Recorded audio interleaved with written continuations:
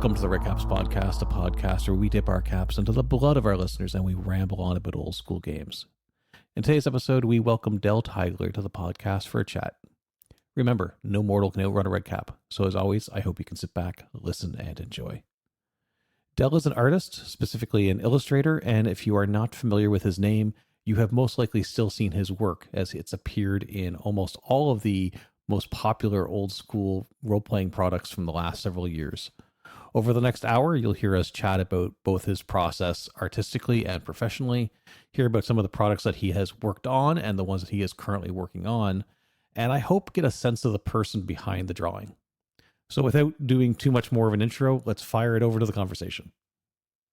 All right, folks, I am joined by Del Teigeler. He is an illustrator and an artist. You probably have seen his work in Hyperborea or Old School Essentials or Swords and Wizardry Complete or DCC. The list goes on and on. Welcome, Del. How are you doing today? Good. Thanks for having me, Gab. So, like I said, you're an illustrator and an artist. Can you expand on that? Like, can you tell us a little bit about what you do and you know, if there's other notables that I didn't mention, is there other places people would have recognized you from and maybe not seen your name, but definitely have seen your work? Yeah. So I started illustrating, obviously, like all artists at an early age, always been creative. And I think my first real stint at trying to get back into the old school art scene was I posted some stuff on the Dragon's Foot back in like 2012, 2013. And I got picked up pretty quickly by Brian Fazakis at And Magazine, which was a AD&D first edition magazine, internet magazine.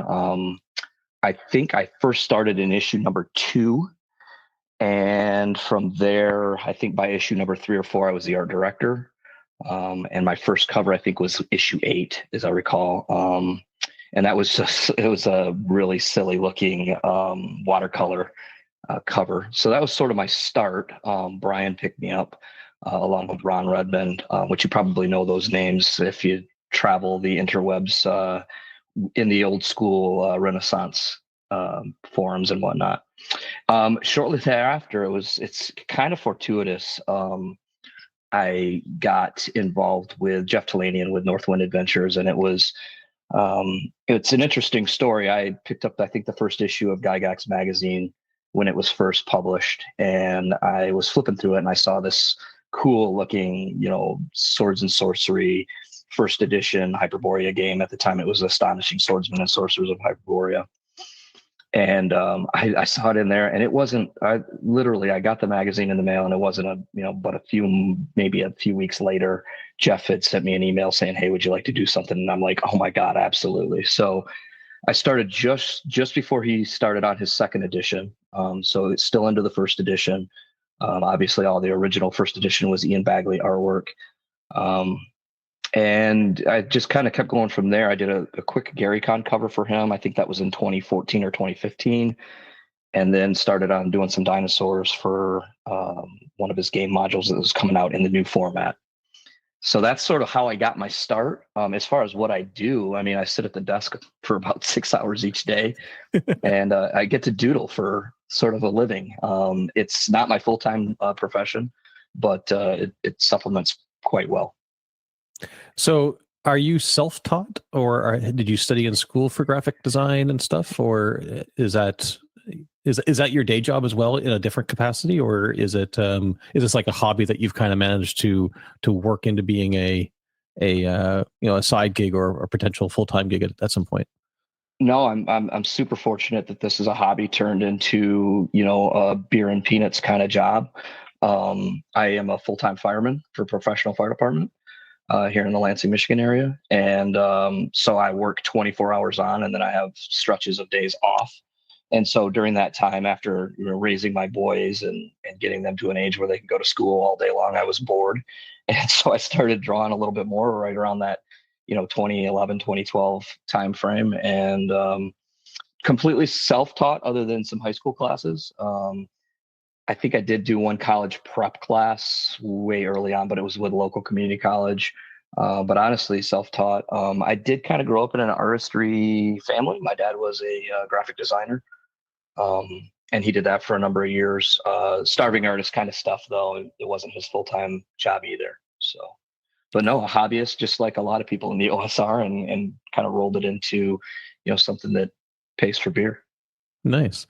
So that kind of answers what my next question was going to be, because I noticed that you used the moniker Mavfire quite a lot. So I guess that leads into the fireman side of things. Absolutely, absolutely. So my original character from the '80s was Maverick. Probably had to do something with Top Gun. When I first started playing basic / AD&D, we were using all a conglomeration of books, just like everybody else does.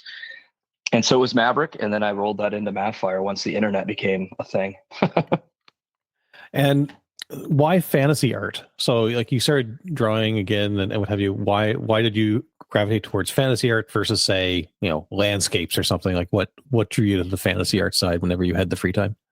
Yeah, I've always been early on. I was really influenced by the Conan magazines, the Savage Sword of Conan magazines, mostly by the famous Buscema and Al Alcala, and just their ink work and the fantasy tropes of that age.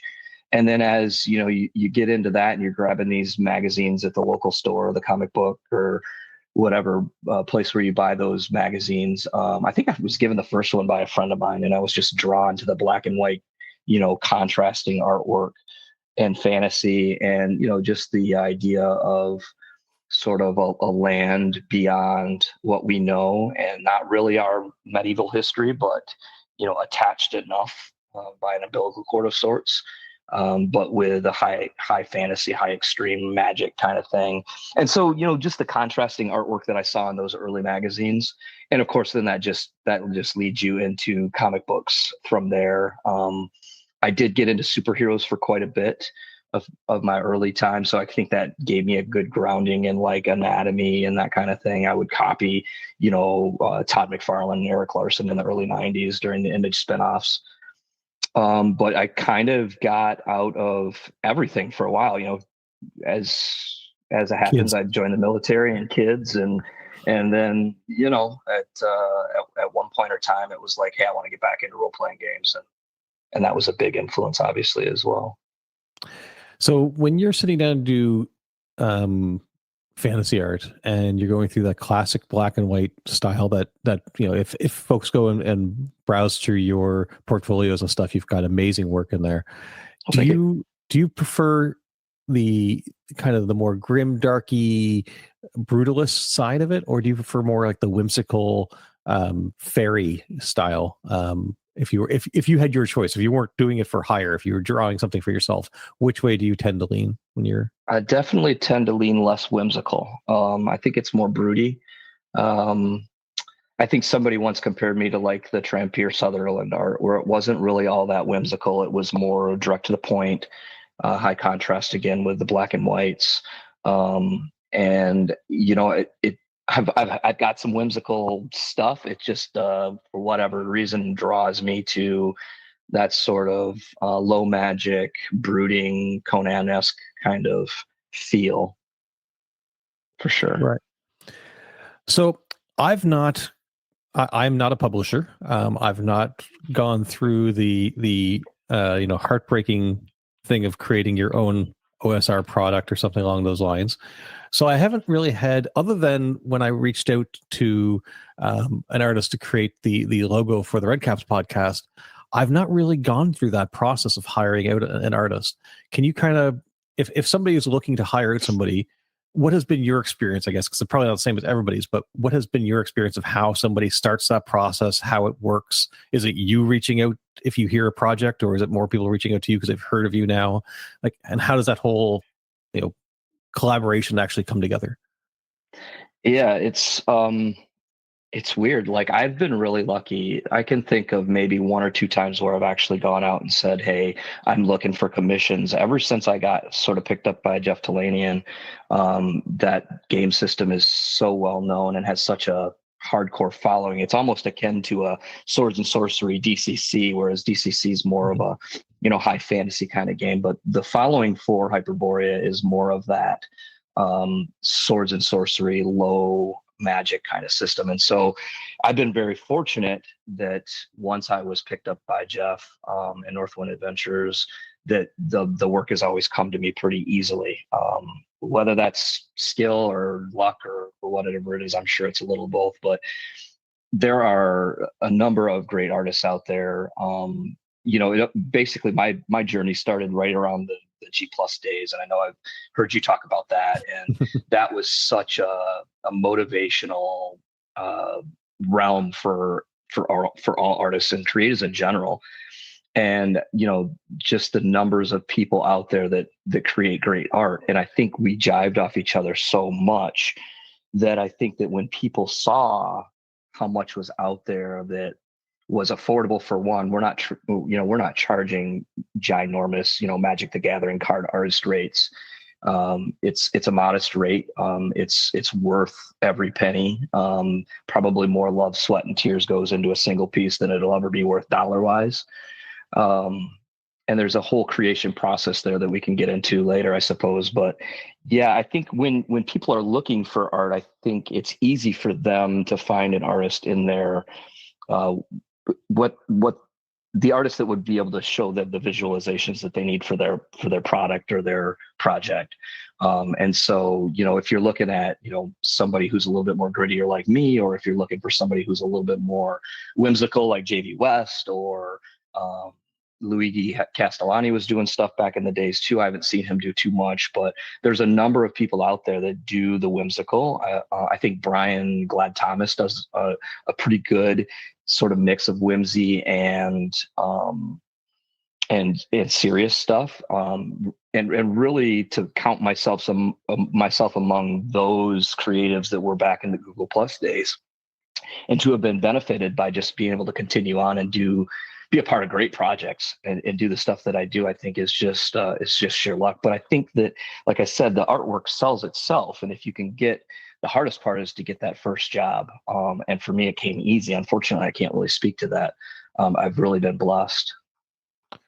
Right. So yeah, for me, whenever I went looking for like the logo and what have you for the podcast, I started looking at game books. And I ended up going with the gentleman who created mine. I'm going to butcher his name because I'm terrible with pronouncing people's names, so I apologize. Mustafa Becker. Okay.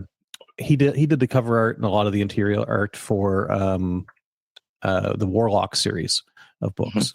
Mm-hmm. And so yeah, it was just a matter of finding, going through looking at books. I don't even particularly play that game, but I enjoyed the cover art so much. So I think that's probably a great way for folks to find, is just look at other products and find the art that you like. And I know I'm guilty of picking up books and not really looking through the credits as much as I should. For instance, when before I realized that, I started picking books off my shelf saying, "Oh, Dell's name's in this one too, and Dell's name's in this one too." So it was kind of like, oh well, because at first whenever we were talking about this, I was like, okay, well, I'm not sure how much I actually know about Dell or how much I've seen of his work. And I had checked out your website and stuff, and I thought, this is really nice stuff. And then whenever I had seen some of the credits, and I was like, wait a second, I started going through my books. I'm like, oh, okay, I have seen this stuff for ages. I just didn't have a name associated to it. Right. And I think that's both awesome and problematic too. From an artist standpoint, I go, oh man, what am I doing wrong that he doesn't know that it's me, right? Like, or anybody really that doesn't know that that's my work. And so maybe I have to refresh my style or figure out how to be more grabbing. But then again, it's also one of those things where artwork isn't the main reason for whatever book you're reading, whether it be, a periodical that you pull off the magazine shelf or an OSR book. Artwork isn't the main thing. It's sort of supposed to, break up your reading material and give you sort of an idea of what's going on the written page. Yeah, I view it as it's a way to visually set the tone. Absolutely. So for me, it's all about making sure the tone is right, which is actually interesting. Whenever you look at, so you've done a lot of interior arts in a bunch of these books, and there's multiple artists all working on it, because I'm assuming part of the reason why a lot of creators will end up going with multiple artists is I'm assuming due to time constraints, trying to make sure that they get all the items in so they can meet their own deadlines. But Yeah, that's my assumption as well. And I think that they like to, get a variety. If pretty much you look at it, that a lot of the old creator or the creators now sort of mirror the old creators, and they didn't just use, one artist for any of their books in the old school games, the older games, the older versions, and they used a variety, and I think that helps. Um, it maybe doesn't set the same tone, but it sort of massages the tone over throughout the whole book, if that makes sense.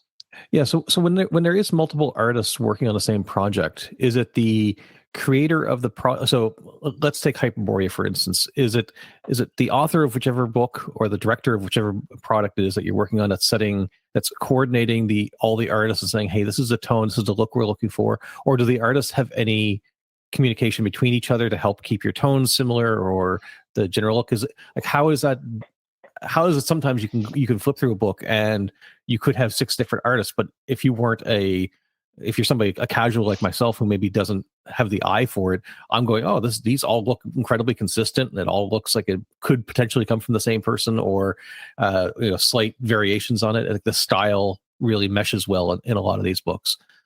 Right. I think I can contrast that 2 different ways. So the first way, you mentioned Hyperborea. Jeff does all of his own art direction. Just a little background on Jeff. He was a comic book store owner before he wrote games. He's played, all versions of old school games, wrote Hyperborea, and I think he has a very good judgment on what goes well together. He's seen enough on the comic book panel. I know he's read all of the Savage Sword stuff as well in the old magazine periodicals. So he knows what he likes. And I think that helps from an owner who tries to do everything. So if you know what style you like, if you know that there's a consistency between, say, artist A, B, C, and D, and you can get those guys to work, then you don't need those artists to work together to build that style. So if they all are consistent in what you believe is the style you want, I think as the publisher, then it becomes easier to sort of say, yeah, these are the 4 guys that I like.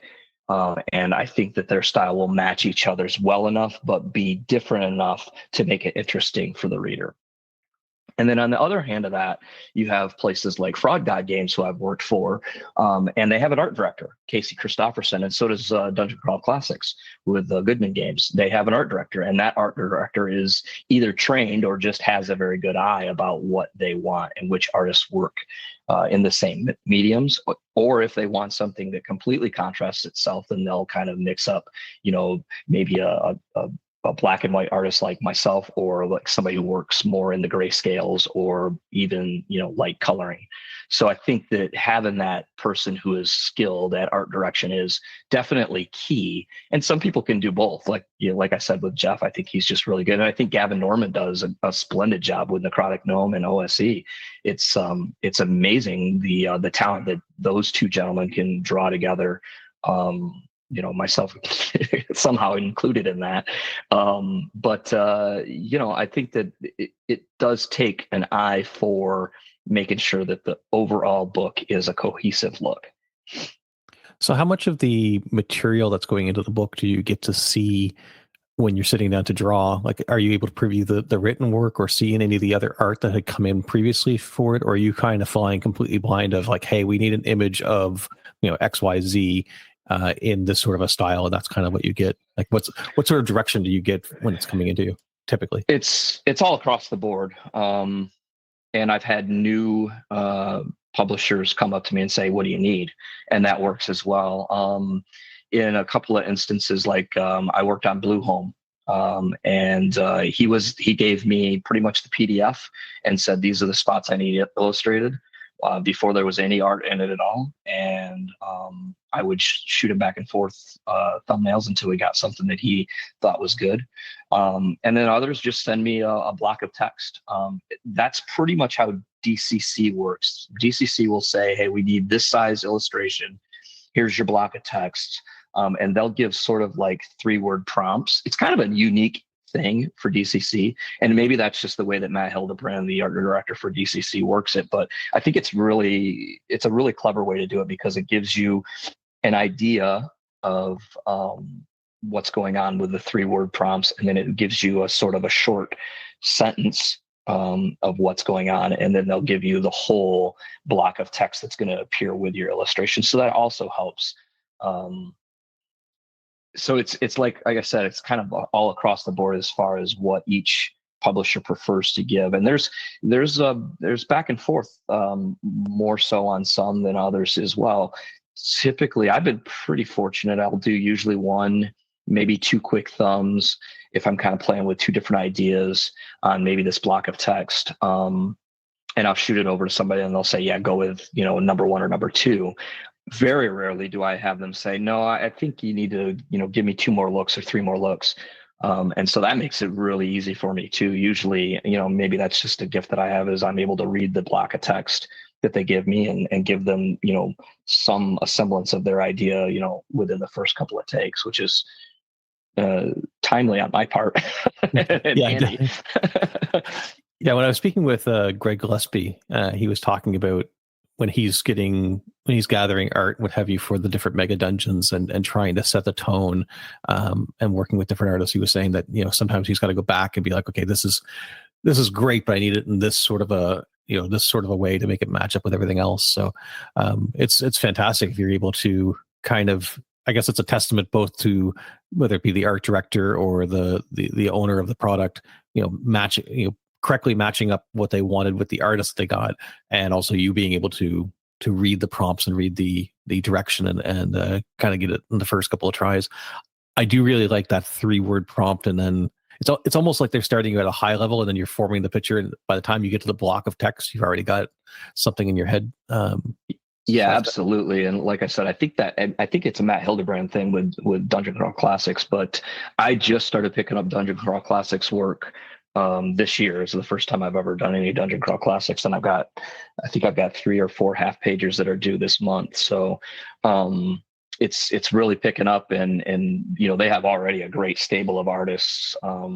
And to be able to have met them I think I met them at Gamehole at GaryCon last year, and just to meet them and kind of show them my work, and they were super pleased to have me on board. And that was one of those. Hyperborea is pretty big, but DCC is just another animal in itself. Probably the largest old school Renaissance game out there.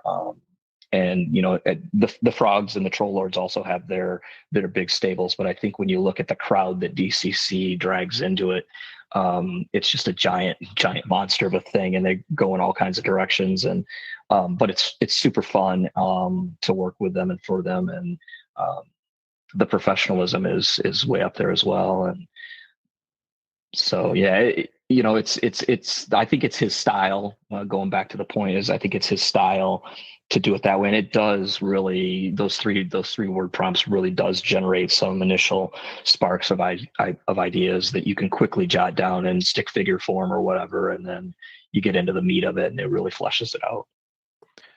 All right, so somebody's looked through various collections of artists and their works and decided, yes, Dell's the guy that I like to work with, and the connection's been made, and the project information's been handed over to you, and you're sitting down to begin working on it. What tools are you reaching for? Are you reaching for a pencil and paper? Are you doing it more digitally? What are the tools of your trade that you rely on? It's the standard stuff. I'm a traditional artist. Mostly, I would say probably 90% of my work is traditional. So I'm grabbing right now. I'm using a shaker pen by Tombow, which is a mechanical shaker pen. It makes work pretty quick. I use an HB lead. I think it's your standard HB lead in it.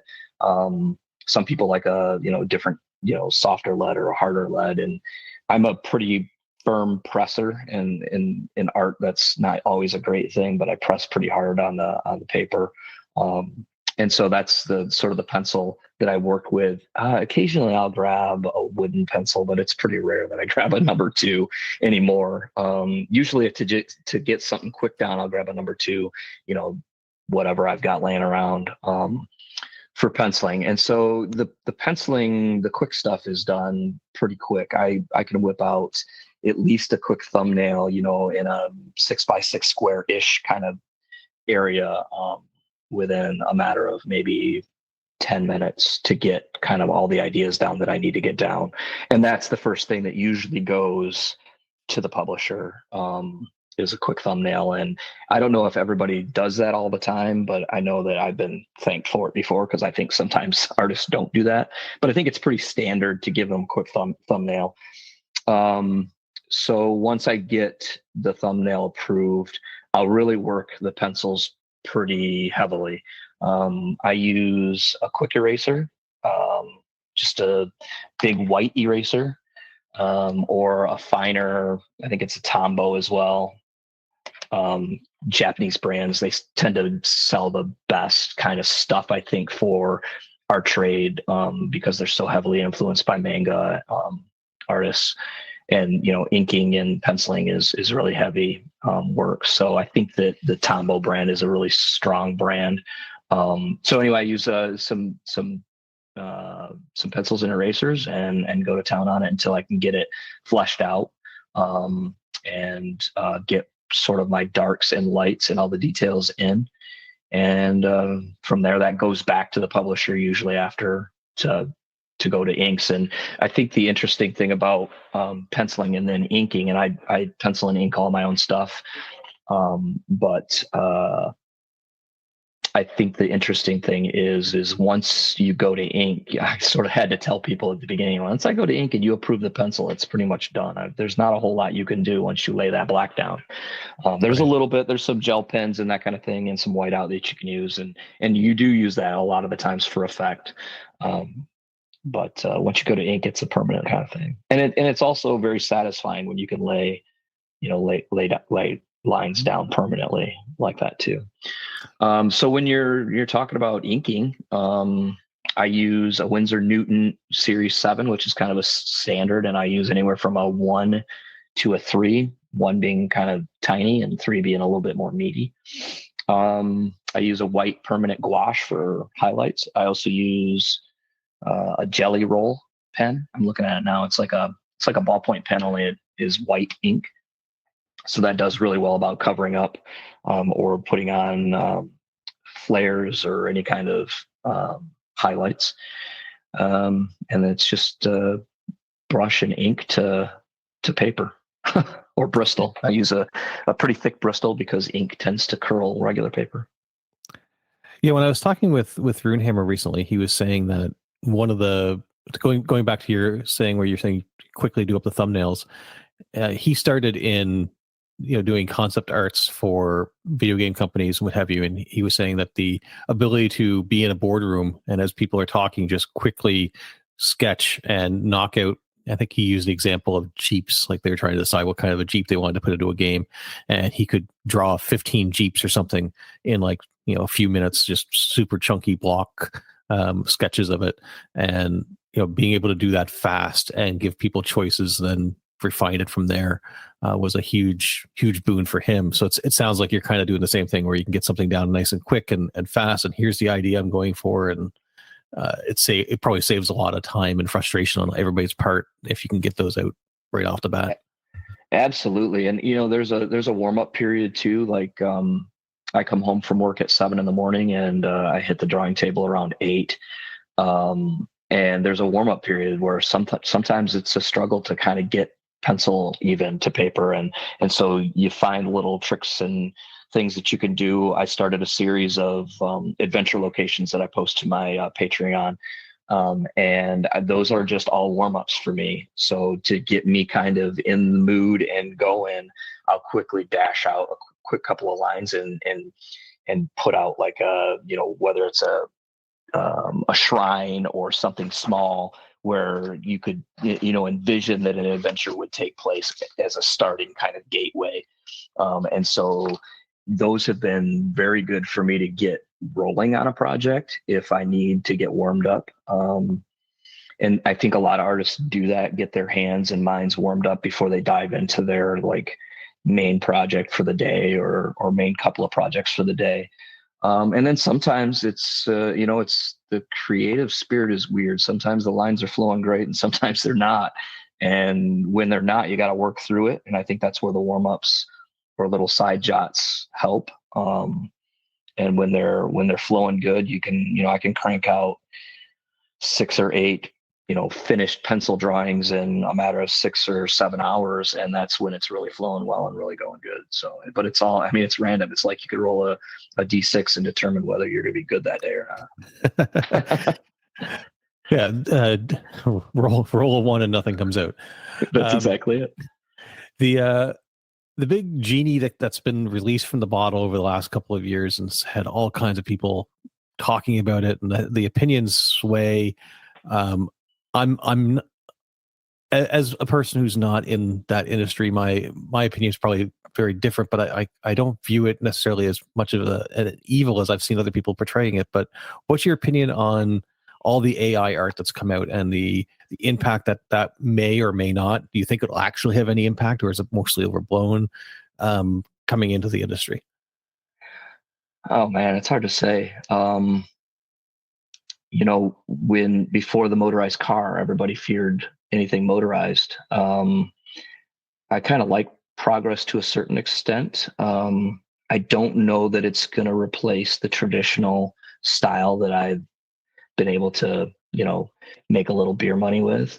I've seen some of it. It's amazing. And it's nothing that I could ever do with paintbrush. I mean, most of the stuff that you see is color. And I don't do a lot of color work. I've dabbled with some digital color, but so most of it you see, is color work, and it looks like it's been painted, and it looks like it's been well rendered. It's, I don't know. I kind of will ride the gray line on that one. Like, I don't want to upsell the rest of the artists in the art community, but I don't think it's going to be that big of a baddie.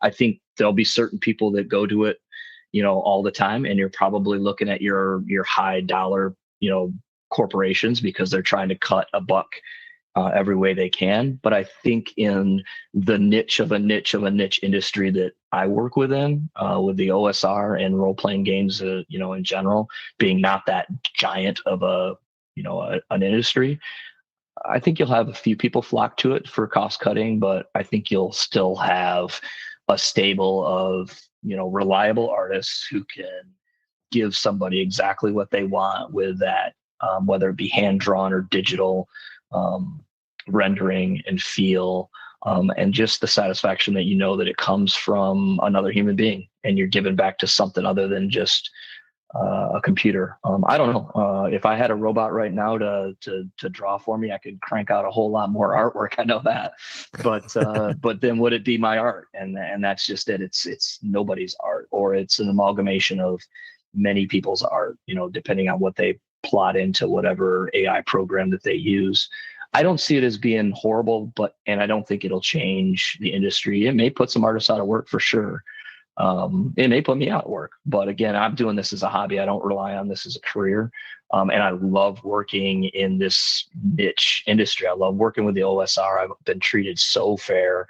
The people who come up to me at conventions and they find out who I am and what I do, they're just enamored by it. And it's just so satisfying. That I think that if you had an interaction with an illustrator like that, I don't think you'd ever go to an AI program. I don't care how much it saved you, bottom line, bottom dollar wise. Yeah, I agree that when I look at a lot of the AI art, I haven't seen a lot of it that's been really really well done in the the black and white line art style that a lot of fantasy books use. It definitely does feel like it's more like almost watercolor or digital rendering, like 3D rendering type art. But yeah, I think I look at, from my opinion, and again, from an outsider, I look at it as a tool. I'm sure there was a lot of people when Photoshop first came about, or when drawing tablets first came about, that were all up in arms about how that was changing the industry and what have you, because you could do undos and you could move stuff around on the screen and stuff like that. I kind of view it as another tool that could be used as a starting point, and the artist enhances it or something along those lines as well. That's an absolute fantastic analogy, and I use Clip Studio Paint, which is the digital like a manga version of Photoshop. It's kind of an all-in-one. Whereas Photoshop, sometimes you have to use different programs, as I understand it. I've never got into Photoshop, but um, I picked up Clip Studio, and that's what I do all my digital editing and cleaning up with, because I think some of that has to be done even with traditional art, especially when you scan it and the scanners aren't. My scanner is actually pretty expensive, but it's not great for any kind of art, and I haven't got all the settings right on it, I'm sure, but it produces. But then you go in and clean it digitally. But I thought, well, I don't think I would ever want to do any kind of digital art, and I played with it. I penciled some covers for Frog God games that are yet to be released, and then I digitally colored and inked them. Um, and I'm moderately okay with them. It was definitely quicker than bringing out a brush and trying to figure out all those techniques with brush again, because I haven't worked with brush in quite some time, at least with like acrylics um, or anything. I think the last acrylic cover that I did was the Seawolf's Daughter from Hyperborea. That's all traditional acrylic and gouache and a little bit of ink. So it's a messier experience to do that kind of stuff in traditional. And that's something that I really jive on. But doing it digitally now, I was able to do it. But I've kind of strayed away from the digital realm with a lot of it. I do like working with my hands and working traditional, and having some of those happy mistakes that you don't undo. And I think that's what makes art sometimes. It brings out the human aspect of it a little bit more. And I'm not trying to offend anybody who does digital art. I think that people who do digital art, that is a whole nother art realm, and they're good at it. And by all means, good for them. But I will say that I feel, at least for me, I find myself when I'm doing digital artwork that I have to clean things and do the undo and correct my lines. Whereas when I'm laying it down with a brush and ink, there's not much I can do to correct it. It's got to be perfect that first time. Yeah, I think it's also a little bit freeing because you can when you're dealing in digital, you can allow the perfect becomes the enemy of good. Mm-hmm. I kind of feel that when if you're doing like dungeon, just playing the game, if I'm sitting down at a table with a group of people and I grab the chess export or something, and I quickly sketch out a dungeon room, I don't really put a whole lot of thought into it, right? It's here, slap on the lines, this bare minimum you need to know and go with it. But if I'm playing on a VTT and I'm doing it, if I'm playing digitally online, sometimes there's that want to go and grab that perfect rendered map with high detail and perfect lighting and everything else, and you can spend a lot of time, like waste or not maybe not waste is the right word, but you can sink a lot of time into that you could have been using doing other parts of DMing or just living life rather than doing that. And I question how much that actually adds to the game experience. So I could definitely see that there. Yeah, I've done a little bit of online gaming. I'm currently in a 1E game that a buddy of mine runs on Roll20, and he struggles with the Roll20 stuff because he likes to hand draw his maps, and it's not the greatest platform for hand drawing maps. He doesn't like to use any of the tokens or anything that are out there and available that you can purchase, or a lot of them you can get for free now, I'm sure. But I've also had the experience of running con games and being able to go, take a picture that I had illustrated specifically for the game, and I can say, this is what you see. And people are just mesmerized by that. And so there is a tactile experience, even though it's theater of the mind. I think that some things, like I'll prepare, 2 to 3 to even 4, illustrations when I run a game at like Gary Con or something, and I will pull those out as maybe sort of a wow factor. One of my buddies that games with me at the cons always says, you always make the experience way better than I could ever do, because I can't draw a stick figure. And I'm like, no, it's just when people come and play my game, and I always say that I'm the Hyperborea illustrator, and or a Hyperborea illustrator, and I've designed this game, and so people that typically come to my tables know Hyperborea, and they know my art, and they kind of expect to see some of that. So that's part of it, but it does enliven the experience to have something tactile there. I don't use a lot of miniatures. I'll just draw on my map sheet as well, and it's rough, and you look at it and you're like, oh, an illustrator drew this room. But yeah, it's just to get the idea down, right? That's just a sketch for. Yeah, I do the same thing now digitally for when I play online. Is because I got so frustrated with that, what I felt was a waste of time trying to find detailed maps, and I don't really like using maps unless I absolutely have to. So for what I do now is I may have tokens or whatever just so people can see their characters if they want to have that sort of a connection, but I'll put up like a thematic picture. So if you're traveling through a mountainous area, there'll just be a classic painting of a mountain range that I grabbed from like a classic art website or something and put it up on the screen, something to set the tone. Yeah, that's great, because that's all they need, right? That's all Exactly. the player needs. You don't need a completely fleshed out, this is where you're at, this is what the rock looks like that you're going to avoid during combat. And this is what, you don't need any of that. It should be more theater of the mind. And, somebody somewhere mentioned about artwork that it's not what you put down on paper, it's what they see in their mind that they've created themselves that makes a piece great. And that's just what we're talking about with this obscure mountain that you throw up for a setting piece. They're creating the atmosphere that mountain sits in. You're only showing a two-dimensional picture. And in their mind, they're saying, yep, I feel that. I see that adventure taking place within that setting. And so I think good artwork does that. Great artwork really does it well, where, you can look at it and say, and then your mind fills in the blanks about, what's going on or how it all works together. What's your favorite? So, a lot of artists, if you look at, say, Larry Elmore, he's got dragons, right? That's his thing. What's your favorite kind of monster to draw? Like if you were to create your own book, and here's my book of Monster X, what would that monster be that you could just draw all day? Owlbears. Owlbears. And what about them is so enthralling? They're so challenging.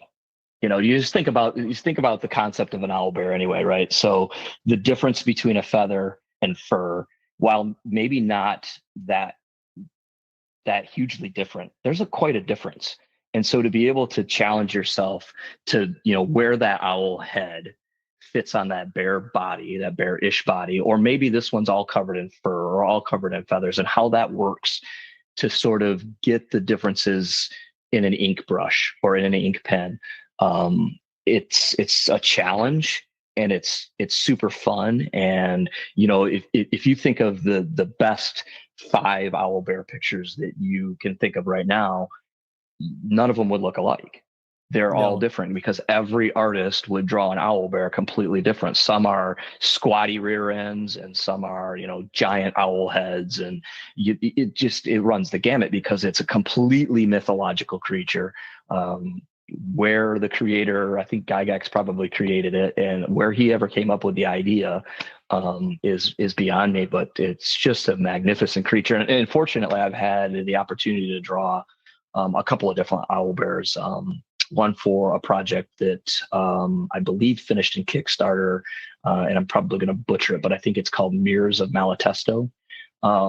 There's an owlbear picture in there, and then also in the Hyperborea book, Under the Monster Guide, I was fortunate enough to choose owlbear, and Jeff had no idea that I wanted to, draw an owlbear, but it's a great creature, and they're super fun to play against on the table too, and yeah, so. It's just it's a wacky creature that, and I could do dragons, and I could do lizardmen, and I could do undead, but something about that owlbear. It's interesting that you mentioned the fur and the feather.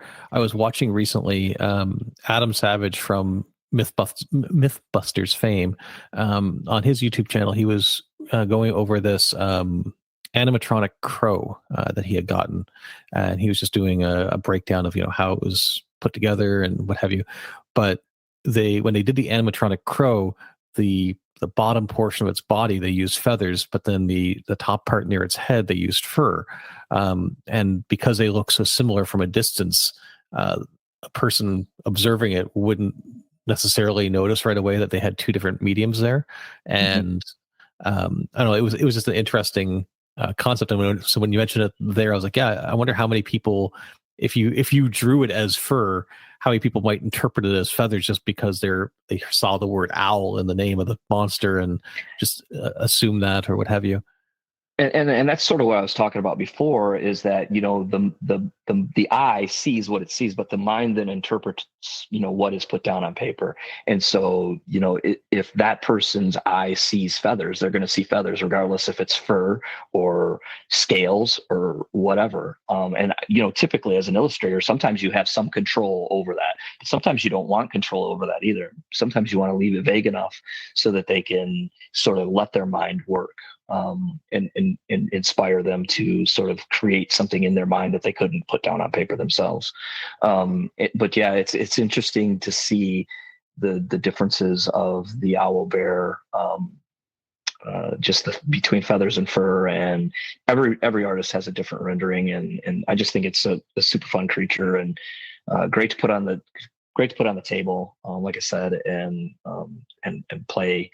Run one, and they can be run in all different sorts of ways. You know, from ferocious to sort of needy and helpful to cowering, and everywhere in between. So it's, you know, like I said, it's a mythical creature. It's super fun to illustrate, though. If you were to go back and tell you from an earlier age, before you took your first commission on any of this or anything along those lines, and give yourself a piece of advice, something that you've learned over the course of time of doing as many different projects as you have, what would you go back and tell earlier you as a piece of advice for that? I'd want to say, don't do anything for free, but when I started with Ann Magazine, it was all for free. And I think that was a good growth period for me. But now, if I could tell any illustrator who at least didn't need a whole lot of growth, don't do anything for free. Your time, your ingenuity, is a value, and somebody will eventually see that value. There's certainly a fine line, and that becomes part of the business of it. But yeah, and then I think a second thing would be probably, man, take time every day to draw, because I could be 10 times better than I am today if I'd have drawn every day, every hour of the day. And, you know, it's hard when life gets in your way. Like I said, I had about, you know, between 8 and 10 years where I didn't draw much, didn't do much, and then came back to it. And that 10 years is one of those things. I was like, man, I could be so much better. And art illustration is a growth process, just like any other creative endeavor. But don't waste a minute. If this is something that you think you want to do, don't waste a minute not doing it. Yeah. You said you've got school age kids now. Are they enthralled with the art that you're putting out as well, or has it kind of become old hack for them because they see dad do it, or are they also trying to are they also bitten by the same bug and doodling all the time? Kids are funny, aren't they? Like, early on they were enthralled with it, but I've got stuff hanging up in my studio now, and they rarely look at it. My oldest boy is 18. He still lives with us, but he really doesn't have much interest in it. But he was, between both of them, was the artist of the two boys, and yeah, he hasn't pursued it. And that's, you know, I keep telling him, look, if you want to be, you know, at least good at even just rendering a quick drawing for, you know, if you're building a project or whatever, and, you know, you got to keep up with it. It's something that you lose. But then my youngest doesn't have, I don't think, the technical skill, but still, and he's 15, and he still will sit down and draw. Probably not as much as I did when I was a kid. And that's, you know, sort of what I tell everybody. Everybody, you know, people will ask, you know, how did you get so good, or how did you do it? And I said, well, there's really no difference between you and I. I just never stopped drawing. At a young age, everybody draws. We all draw with our crayons and our pencils, and, you know, kindergarten through the young ages, and all the way through. And then at one point, you decided to put that pencil down, and I just never did. And I think, you know, the better the artist just never put it down, you know, at any time. And so there's obviously some talent there too, but if you foster that and you build it, you get better with just like anything else that you practice at. But yeah, so I think that, both boys, they have the ability. I don't know if they're that interested to stick with it. Now my youngest son and I play OSC quite a bit. And he's just taken to the dungeon mastering thing. And so now he's starting to have to, I'll say, well, what does that look like? And he'll have to draw it out for me, because I like to try and force him out of his comfort zone a little bit. And so, he's starting to foster a little bit more, but it's coming with prodding from dad. So who knows? That's a good trick to get them going with those. Is show me what that looks like, and they know what you're expecting at that point. So it's but you're right. It's the same with any sort of a talent, like whether it be artistic or physical as well. I mean, in sports, the kids that you see that are amazing when they're like 6 or 7 aren't necessarily the same kids that are going to be amazing when they're teenagers, because it depends on whether or not they ease up, if they take it easy because they were good at the beginning. It's the kids that weren't necessarily great at the super young age, but just stuck with it, that you Absolutely. see doing really, really well later on. So I think that's true in all aspects of life. When you're going through all these projects that you're working through, how many of them are you allowed to talk about, or how many of them are in like hush NDAs? Don't mention that this is coming out.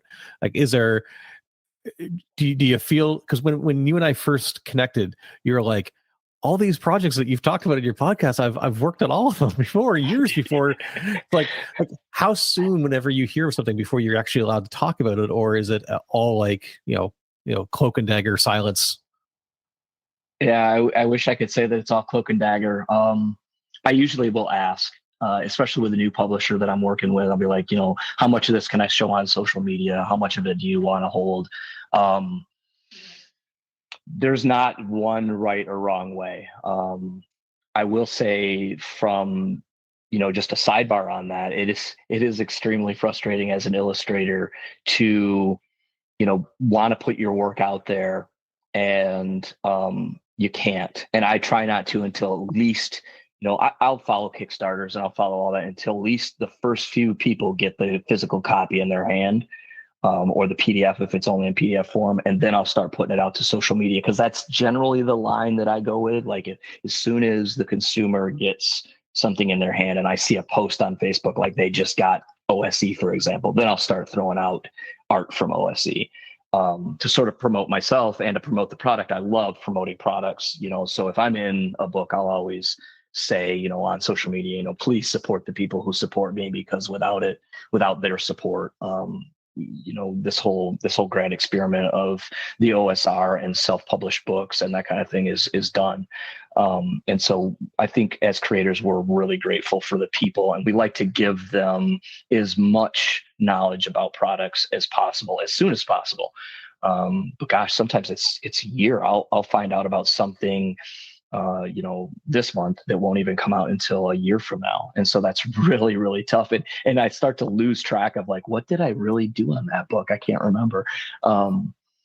So with for instances, I've had people say, no, absolutely don't show anything until it comes out. And then I've had others that say, hey, go ahead and share this as soon as, you get it done.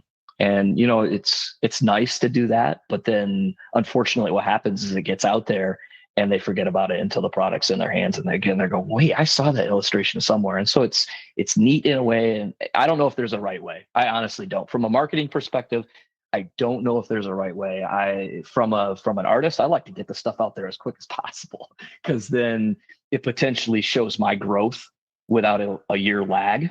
It shows what I'm capable of for potential, new publishers to see. I think I was counting the other day, and I had like somewhere between 20 and 30 publishers I've worked for, whether they're big press or small press, small projects, large projects. And it's an amazing number to me. When I look back over, since 2013, 2014. But yeah, so I don't know if there's a magic formula. I will say that, if you're going to pursue art, you absolutely should be at the whim of the publisher. If they want it to be held secret until it's published, then you should absolutely do that. And that's an integrity issue in life in general. And if somebody asks you not to do something, you should just not. And I'll sometimes ask, can I share this or not? But by and large, that's usually something, part of the business aspect that's right up front. Or after I've completed it, they'll say, yeah, go ahead and share, or don't share this, please. It's kind of all over the place. All right. So then the logical follow-up to that then is there any upcoming projects that you're working on now that you're allowed to talk about? Or if people want to find you and see all your stuff, where should they go to look, and what should they expect to see from you coming up in the future if there's things you are allowed to mention? Well, you can find me on Facebook at Del Teigeler. You can find me on Patreon at Del Teigeler. Make sure you spell that name right. It's Teigeler. Del Teigeler Illustration has links to all those too. So if you can find delteigelerillustration.com, all one word, all small letters and no spaces. You can email me at mavfire@gmail.com if you're looking for work. I'm pretty booked through the end of this year, but starting the next year, it opens up.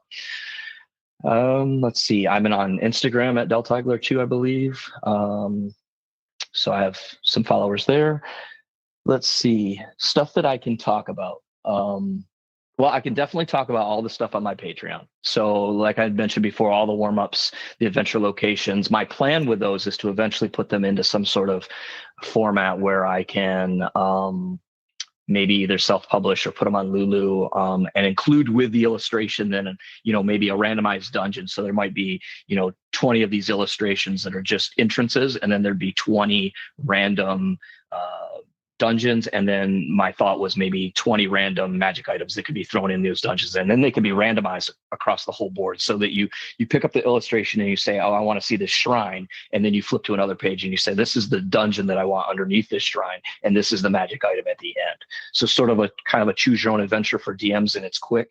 Because I've been working, when we play games, I don't just draw illustrations, I draw dungeons all the time. So, whether it be for my own games or just to play around with, layouts and that kind of thing. And then I also, draw weapons. So why not add illustrations to the magical items or whatever it would be. So that's a project on my Patreon that I know I can talk about. It's right now only the adventure locations are on there. So just the illustrations, those, and nothing else. Let's see. I do know for DCC, I can talk about their 100th anniversary. That was one of the first projects I worked with DCC is DCC issue number 100. And I don't actually know what the name of the book is called, but it's issue 100 of their main line. That's coming out. I've got, I think, 4 or 5 illustrations in that. Let's see. Dark Tower is another one that DCC is producing. That I've got some illustrations in. The new Hyperborea books are being delivered as you speak. So 3rd edition is out of Hyperborea. Jeff, I just got my notification today that the leatherette volumes of Hyperborea are in. So those are the deluxe signed and numbered copies. Mm-hmm. And he did a dual shipping, ship most of it out. And anybody with deluxe editions, we're going to get that later. So in that one, it's out, but it's not out. I did all of the page border art, which was a unique thing for me to do. I hadn't done page border art in a book. And then, so I did, I think, 14 or 15 page borders, and that was for every chapter. So I did that artwork in that, along with he recycled all of the first and second, or at least most of the 1st and 2nd edition art. An interesting thing about Hyperborea is with 2nd edition, I did a lot of the art and I did a lot of the character stuff, character class stuff, and a lot of the monsters. And Jeff came to me during the 3rd edition and he says, whatever happened to that ogre-faced spider that you did for me? I was like, I sent it to you. He was like, it never got into 2nd edition. I said, yeah, I know. He goes, you knew and you didn't tell me? I was like, yeah, I knew. I was waiting to see if you were going to catch it. And so he put it into 3rd edition. So the ogre-faced spider was left out of, just one of those, geek knowledge things. The ogre-faced spider was left out of 2nd edition. It has made an appearance after several years into the 3rd edition of Hyperborea. Let's see, I did all the weapons for that as well. So he had me do, God, I did probably 10 or 12 or 14 pages of weapons. So every weapon in that book is illustrated by me, with a few others thrown in by Glenn Seal and some by, I think maybe John Bingham did some as well. So that's a product I can definitely talk about because it's out. Let's see, I know several of the listeners are really waiting with bated breath to get their hands on that leatherette copy of the new edition of Hyperborea. So it's good that you're saying that's kind of landed and starting to ship, because I know there's a bunch of folks that were like just eager to get it. Yeah, that's awesome. Yeah. So I got the PDFs early, and Jeff sent me the regular version as well. And I don't ever read the PDFs before I get the book version. I don't want to see my art until I can see it tactilely on the page. And I don't know what that is. It's a very satisfactory thing. And you asked about the kids before. Anytime I get a package in the mail, they're like, "Is that one of your books?" And I'm, I usually have to show them. And then, even the wife gets in and we'll turn pages as a family and see the art that I had done, a year ago or so. And they're always enamored to see it in print. And as am I. I'm like a kid in a candy shop when I'm tearing open the box for a new product that I get as a compy or whatnot. So that's great. Let's see, what else can I talk about? There are a few things that I'm not sure I can talk about. I get where you're coming from with the PDF and the physical copy. There's a book set called The Knock magazine. I'm sure you've seen it at some point, but it's kind of like a collection of different OSR related articles that they combine up into a large book and ship it out. And I always back that every time it comes up, and I get the PDF, however many a month or several weeks before they ship the books.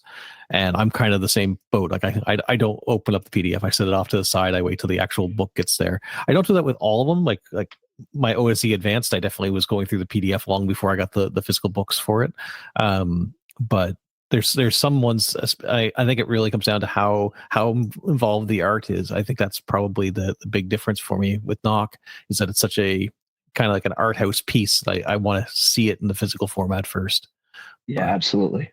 I do know that I can mention from Mythmere Games, because Matt mentioned it on your show, so I know I can mention it. So when he was with Frog God Games, I did all of the character class illustrations for the complete box set. And I don't know if many of your listeners know that, but I did all the character class studies for that. Matt has approached me again, and I have completed all 9 of the character classes for the new Swords and Wizardry. So there's just a tantalizing taste of something to come. I also have a few illustrations in his Tomb of Adventure Design second release as well. So I do know I can talk about. I assume I can talk about those, and Matt will beat me up if I can't. So, he already spilt the beans. We know that's coming out next year. Yeah. So those were fun because he, with the first, it's interesting now that I've worked on Swords and Wizardry, 2 different editions, and I'll just go briefly into this. But with the first one, I was given very specific direction to make it feel sword and sorcery. And I'm not sure that Matt remembers that I did the illustrations for Complete, because I'm not sure how much he was involved with that Frog God Games version of it. But with the Mythmere Games version of Swords and Wizardry Complete, he gave me a very similar set of guidelines. And I was like, well, I can't do the same ones. So they're all different. They're all new. They're all new takes on the classes, from the Assassin to the Druid. The Druid's probably one of my favorites. That I did. It's got a bear in it, not an owl bear, but it's got a bear in it. So, just a couple of quick spoilers, and until Matt tells me I can share them, I won't. But yeah, it's been fun working with Matt. He's a super great guy, and yeah. So those are some of the things that I can talk about. There's a bunch of Kickstarters too, but to be honest, I've kind of lost track because some of them take a while to come through with their funding and whatnot. So right. So if you've listened to some of the episodes, so you probably know what my last question is going to be, and that I prepped for it. I did prep for it. See, I mentioned this somewhere else that I think I mentioned it on my blog. I said eventually there's going to be people that have heard this enough, and I'm not going to be catching them by surprise, and I'll have to end up changing it. But I won't for this one since you did the prep. Is there something I haven't asked you, or that other people haven't asked you, or that's just something that you wanted to be able to put out in the world that you haven't really gotten a chance to have an excuse to do? What would it be? What is the question I didn't ask? I could be kind of long-winded, and it's kind of a two-parter, but they're mixed together. So here's what I've got. Social media is such a powerhouse in our world these days, and it has been for the last few years. And what I have noticed is a phenomenon, and I'm not sure yet what to call it, but it is heart and like holding. So when you see somebody's work that you like, what is it about? I'm either going to give them a like, or I'm going to pass by it, or I'm going to give them a heart, or I'm going to pass by it. I heart and like everything, I swear. So I don't know. It's not like it's a currency. It's this infinite amount of hearts and likes. You know, the world would be a better place if everybody got a heart and like every day. And so I think especially for creatives, and I know I'm kind of whimsical about it, but especially for creatives, we like to see the hearts and likes. It drives our creativity. It drives our reason for doing it. And so if I could plant in any of your listeners that, don't pass by anybody's art. Now it's self-serving. My dopamine levels go way high when I see hearts and likes, but I think for all creatives, publishers, podcasters, writers, illustrators, everybody likes the hearts and likes. And why we find that is such a commodity that we don't part with very often. I think that it'd be great if we could all have 1,000 hearts and likes every day, because it really does mean a lot to us. And there doesn't need to be a comment with it. It's just one of those appreciation things that you can do to say, hey, you did a good job with this one, or this really sparks something in me. And I don't know why people reserve their hearts and likes, man. Get them out there. You need to make a T-shirt that just says "Give hearts and likes." I think that's fantastic. Right, I completely get where you're coming from, though, because that's kind of what when I get call-ins into the show, I've had people mention to me afterwards, like, sorry I've called in so much, or I wanted to call in, but I didn't really know what to say.